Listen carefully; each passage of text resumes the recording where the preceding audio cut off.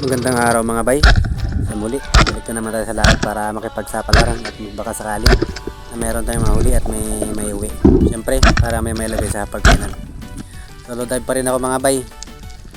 Kaya tara, samahan nyo ako para sa mga kaganapan sa aking pamamana sa araw na ito.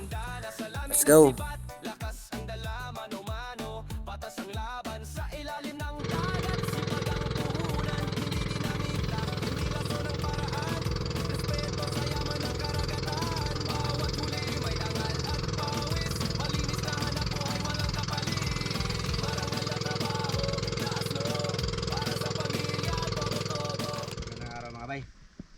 Ito na naman tayo sa laot, nakikipagsapalaran at magbabaka sakali na meron tayong mahuli at meron tayong may uwi. Siyempre, para may lagay sa pagkainan.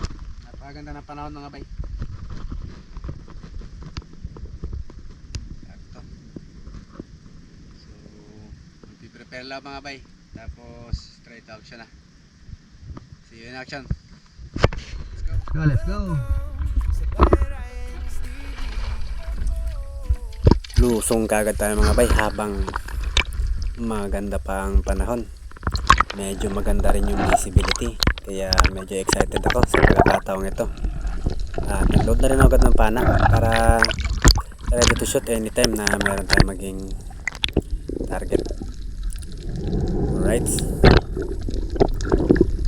para sa ating first dive of the day mga bay, may blessing na sana kaagad na sumalubong sa atin at napakalaki sana. Kaya lang hindi binigay sa atin ng pagkakataon. Nagawa naman natin mapana mga bay, pero hindi ko maintindihan kung anong nangyari at nagkaganon. At eto mga bay, ang mga sumunod na nangyari sa dive na to.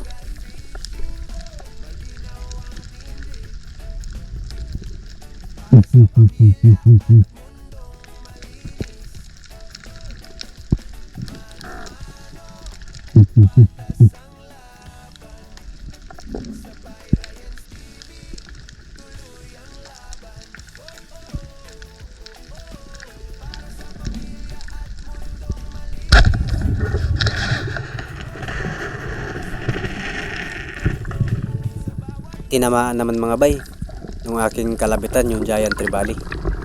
Pero habang papahon ako, nawala na yung pagbugso-bugso gawa ng paghila ng isda sa ating lubid. Ibig sabihin ay nakawala. Anyways, move forward tayo mga bay. Dito, isang coral trout ang aking target. Mag drop shot lang mga bay dahil kalmado naman yung isda. Good size na rin ito mga bay, kaya atin ang kinuha. Bali ito yung ating naging unang isda sa araw na ito. Sa pagkakataon to hindi pa rin mawala sa isip ko yung mamsa na nakawala. Pero ganun talaga, hindi lahat ng nakakalabit natin sa dagat natatala natin bawi. Kaya patuloy lang tayo sa paghahanap at paglangoy. Baka sakaling meron pa namang ibang blessing na nakaabang sa atin pagdating natin sa unahan. Anyways, yung aking spot ngayon mga bay, ito yung area na madalas din ako makahuli ng giant trevally. Kaya pagkababa ko pa lang kanina nasa isip ko na baka makakita ako ng giant trevally sa area na to.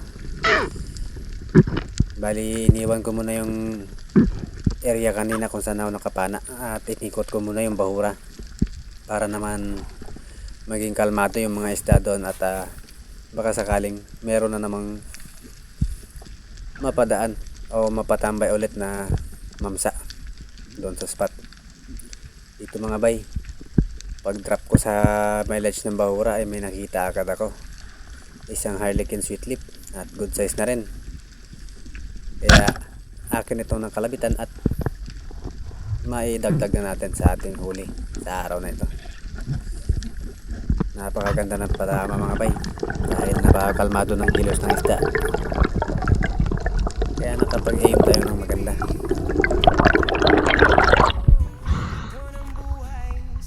Thank you Lord. na stone shot mga bay, pero medyo critical naman yung tama nung isda kaya hindi na gaano nakapalag.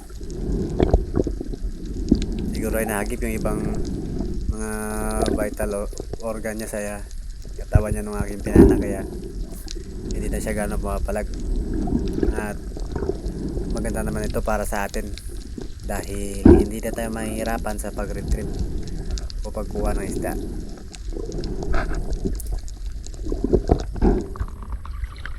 Halos 1 kilo na rin yung Harlequin sweetlet na ito mga bay, kaya goods na. At isa ito sa binigay natin kila mama na maging pang ulam nila dahil napakasarap ng isdang ito sa sinabawan or inihaw, kaya ibibigay natin ito kila mama. Abante lang ako mga bay. Ito ay isang rabbit fish yung aking target, kalmadong nanginginain at lalo na sana lumayo nung makita ko, pero mas mabilis yung ating shop ng ating kalabitin kaya tinamaan pa rin.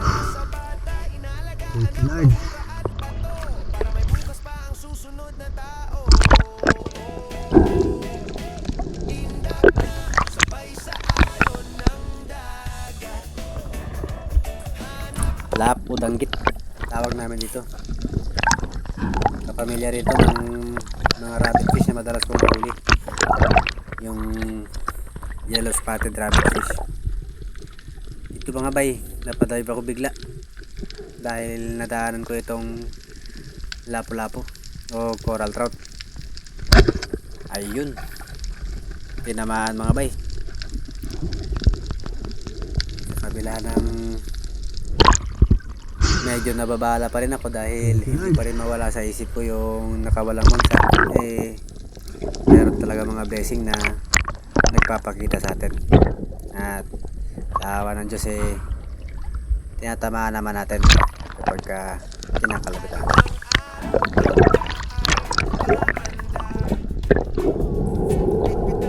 Binalikan ko na mga bay yung area kung saan ko napana yung giant trevally, pero hindi pa ako nakakarating doon sa mismong spot. May nadaanan akong grupo ng mga brassy trevally at medyo mabilis ang kanilang pagdaan kaya hindi ko na nagawang yun yung camera ng aking pagpana.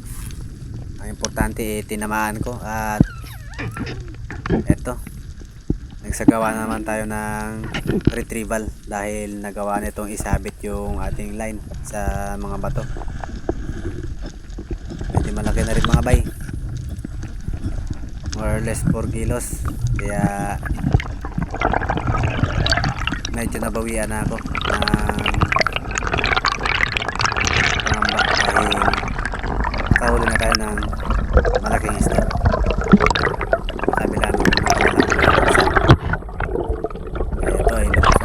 Salamat sa Panginoon at binigyan ako ng blessing na ganito kalaki.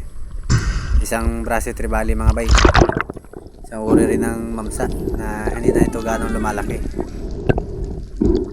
Ang pinakamalaki nito madalas mga bay is around 8 kilos, kaya ibig sabihin nasa adult stage na rin ito yung aking napanang brassy trevally na ito.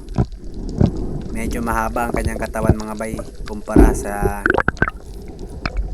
giant trevally or mamsa.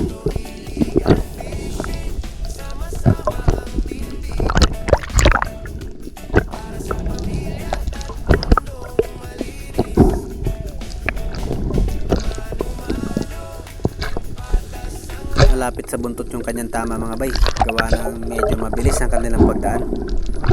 Medyo may kailapan yung isda. Buti na lang at nagawa pa natin humabol at naabot pa natin yung shooting range para tamaan yung isda at binigay talaga sa atin ng pagkakataon.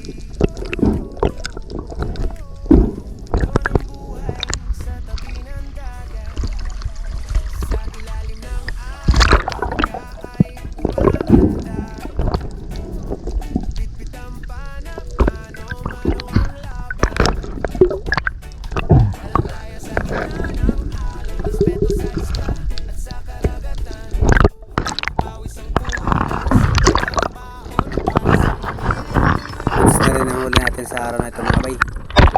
Dahil meron na tayong mga coral trout. At isang Brassy Trevally. Kaya umabante na ako mga bay. At dito mga bay medyo malapit na ako dun sa spot na napanahan ko ng giant trevally kanina na nakawala. Bali nag drop muna ako dito at sumilip kung ano yung kaganapan dito sa ilalim ng ledge ng bahurang ito. Mga ilang segundo rin siguro mga bay nakalipas mula nung makapag drop ako. Akala ko wala talagang magpapakita, pero nabigla ako nung paglingon ko sa kanan merong nagmamadaling giant trevally. At nagawa naman natin itong panahin mga bay, pero kagaya kanina hindi ulit binigay sa atin ng pagkakataon.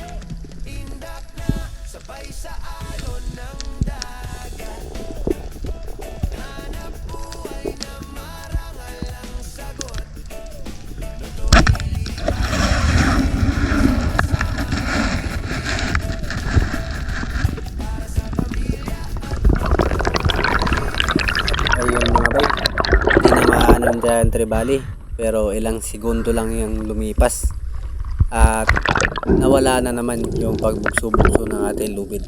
Ibig sabihin nakawala na naman yung ating napanang giant trevally. Malalaki na sana mga bay yung dalawang giant trevally na nakawala sa atin. Yung isa estimated na mga nasa 12 kilos at itong pangalawa is mga around 8 kilos na siguro. Sayang talaga nung aking binalikan at ating shop sa ilalim wala na yung isda. Tanging shop na natin na nabaliko yung naiwan, kaya inantanggal ko na lang yung mga line na nakasabit sa bato para hindi natin mahirapan sa paghila natin siya pataas.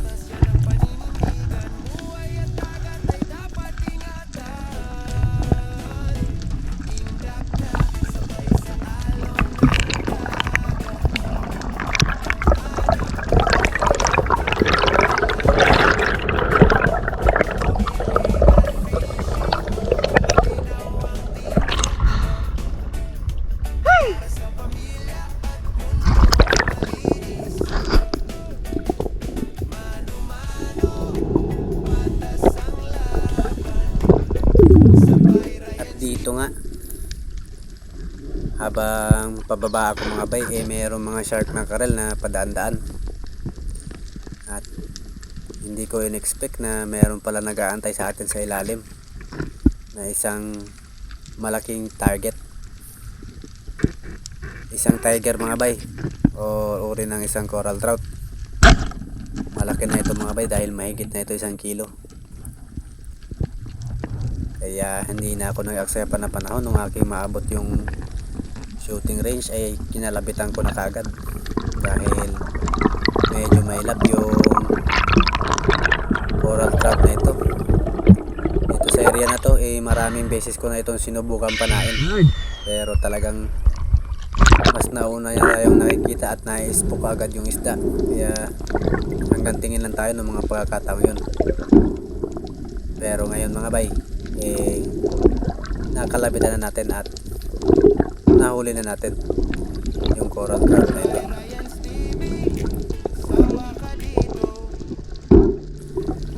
Dahan-dahan ko lang siyang hinihila mga bay dahil pumapalag pa yung isda at medyo alanganin yung tama, napataas ng bagya kanyang batok, kaya hindi ko pinupwersa baka mapunit. Pero awa ng Diyos binigay talaga sa atin yung isda. Kaya nga kung para sa atin kahit anong mangyari, para sa atin talaga.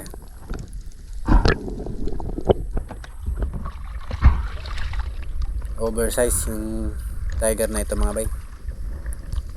Dito pa lang bawi na yung ating konsumo sa gas sa ating pamerienda dahil 200 din yung kilo na isda to. At nandito na nga ako mga bay sa sa spot kung saan napana ko yung giant trevally kanina. Sa kabilang side lang ako pumwesto.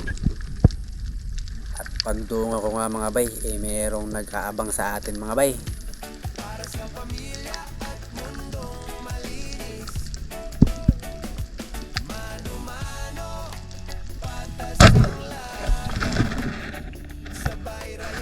Alright mga bay, nakabawi tayo dito sa spot na to kung saan nakawala yung ating unang giant trevally.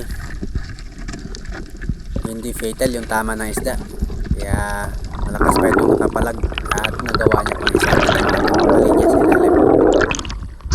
Medyo malit lang ito mga bay kumpara dun sa nakawala kanina, pero goods na ito mga bay. Napakalaking blessing na ito para sa araw na ito. Bali, ito na rin mga bay ang aking naging huling isda sa araw na ito.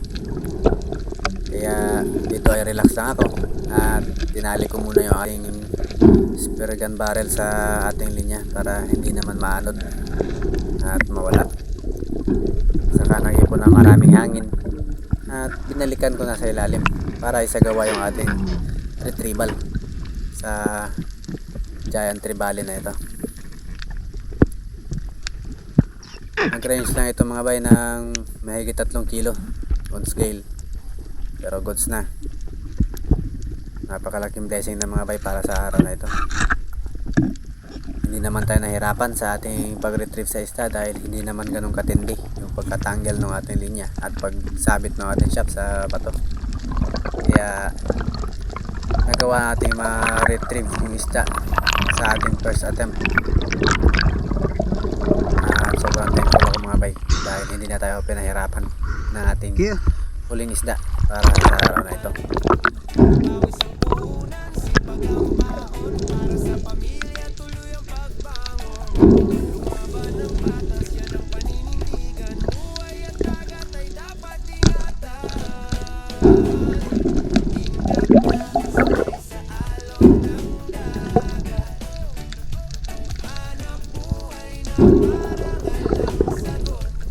Ito talaga mga bay yung giant trevally. Medyo maiksi yung kanyang katawan at medyo malapad at medyo malaki yung kanyang mata kung ikukumpara sa Brase trevally. Yung Brase trevally naman ay medyo mahaba ang katawan na medyo manipis at medyo maliit yung mata para sa giant trevally. Ina mga bay, ako na.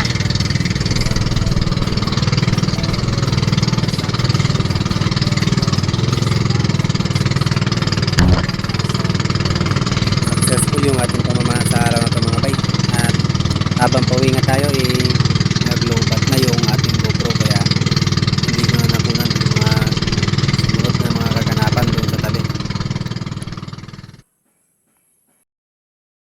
Nakikipagsapalaran at magbabakasakali kung na makahuli at meron tayong maiuwi. Siyempre para may mailagay sa pagkainan. Tumbok yung ginawa ko ngayon mga bay, kumbaga diretso lang ako sa isang spot. Bali sisilip lang ako sa area kung saan madalas ako makahuli ng giant trevally. Hindi tayo magta-tracking, eh, talagang direct tayo to the spot. Alright, sana merong laman at makakahuli tayo. Alright, so prepare lang mga bay. Oras natin mga alauna. Alright, update tayo nito, mga ilang oras lang siguro dive. Alright, prepare ako tapos straight to action na. Alright, see you in action mga bay. Ayan mga bay, straight to action na agad. Binalikan ko yung spot ng aking pinagpanahan kahapon, kaya dito ay magbabakasakali ulit tayo. Baka sakaling meron na namang nakatambay na mga GT dito sa area.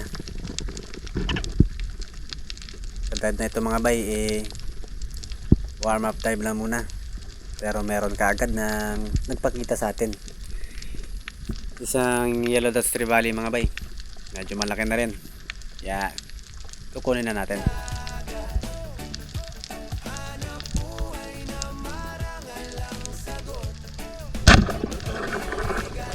Alright, meron na agad tayong unang isda at sa ating unang dive pa natin na huli mga bay. Kaya sobrang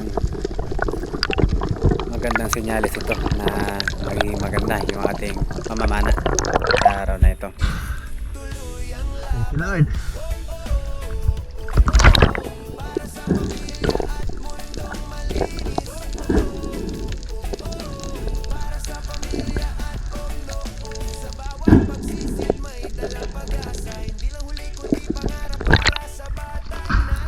Mahigit 1 kilo na rin mga bay yung Yellow Dots Trevally na ito. Kaya napakagandang pambungad na huli para sa ating pamamana.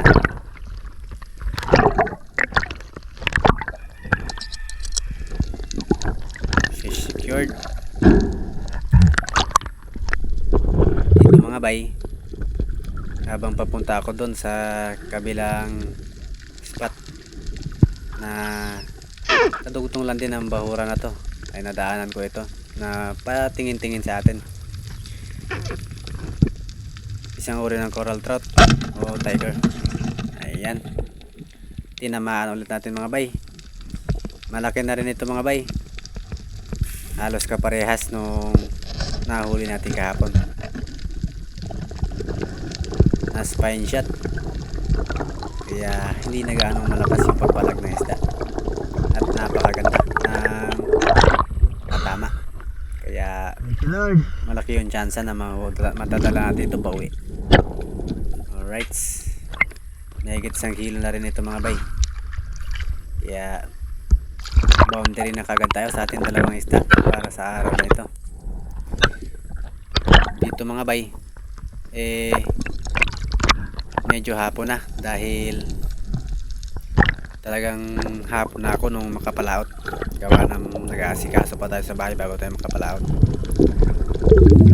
Dito binalikan ko yung napanahan ko kanina na Yellow Dots Trevally dahil napapansin ko na nagkakagulo yung mga bait fish. Kaya may kutob ako na merong umaligid na predator fish at meron nga mga bay. Ito mga bay normal lang na giant trevally yung aking nakita at aking pinana. Napakalakas ng isda mga bay dahil medyo malaki na ito. Kaya hinayaan ko lang muna na palag-palag at bahala na siya kung paano niya isasabit yung mga linya sa ilalim. Ang importante, hindi siya makawala. Hindi naman sana makawala. Inantay ko lang na manghina yung isda mga bay dahil nakita ko naman kanina na talagang tumagos yung ating shop sa katawan ng isda. Kaya malaki yung chance na hindi siya makawala. Kaya makatapos ko makapag-ipon ng maraming hangin at makapagpahinga. Ito, retrieval operation na tayo mga bay sa ating napanang giant trevally.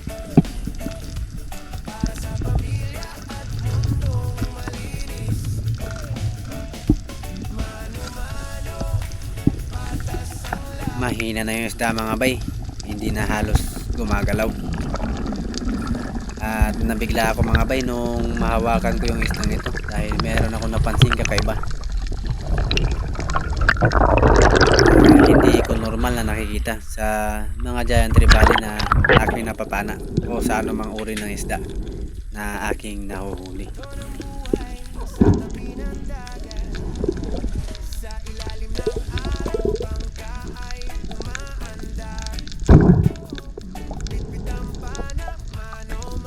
Dito mga bay, napansin ko na merong kulang sa isdang ito.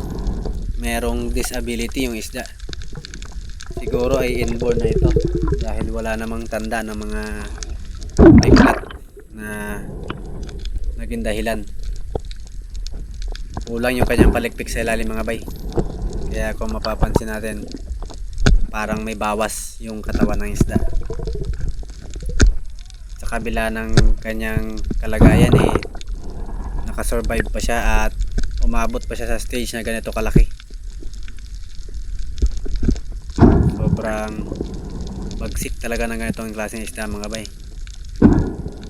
dahil isa ito sa mga pinakamalalakas na isda sa dagat.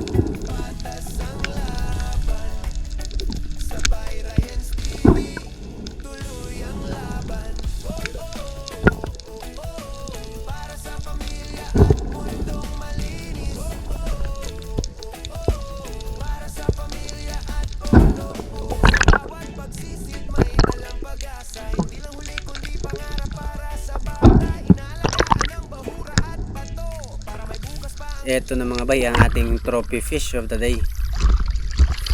Ang napakalaking giant trevally ang ating napana sa araw na ito. Kadalasan talaga pagka pumupunta ako sa spot na ito mga bay, hindi talaga ako nabibigo sa trevally. Kaninang pagkadating pala natin mga bay, meron kagad ako nadaanan na yellowtail trevally or kawayanin. Malaki na rin sana mga bay, kaya lang medyo mailap, kaya hindi natin napana. Hindi ko na rin pinilit kanina mga bay na habulin o sundan dahil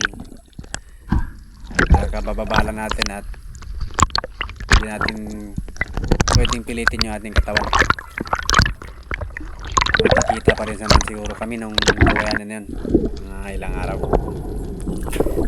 Tapos ko masecure yung isda mga bay, nagdesisyon ako bumalik sa bangka. Dito sa part na to may nakita akong isang uri ng coral trout, tawag sa amin sunong bakla. Pasilip-silip dito sa may crack ng bato, kaya akin na pinana.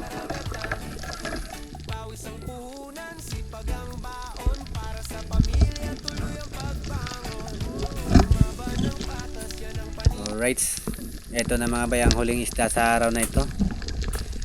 Pagkatapos ito mga bay, dumiretso na pa uwi.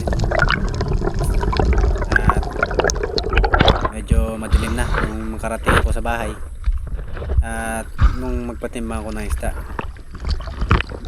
kaya hindi na ako nag video pa dahil halos hindi na rin naman makita yung daan habang papauwi. Medyo hapon na talaga kasi bago ako bumalik sa bangka.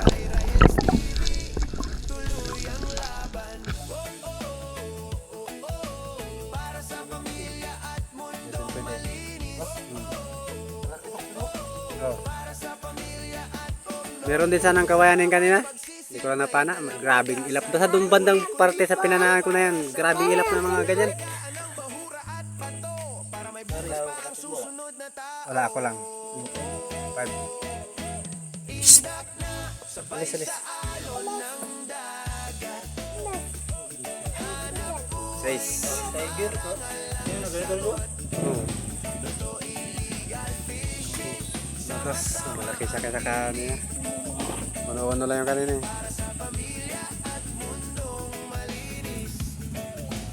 Yan mga bay. Kaya nga PWD. May kapansanan, nadali. 10.6. May kapansanan yung mamsa. Ayan o. May pingas. 10.6. 10.6. Ayan mga bay ang ating pinagbentahan sa araw na ito. Maraming salamat sa Diyos at binigyan tayo ng blessing. Alright mga bay, maraming salamat sa inyo lahat sa inyong pagsama sa aking pamamana sa loob ng 2 araw. Maraming salamat mga bay sa patuloy na pagsuporta. Sa mga bago pa sa channel ko, huwag niyo po kalimutan i-hit yung like at pa-subscribe na rin para updated kayo sa mga video na i-upload ko.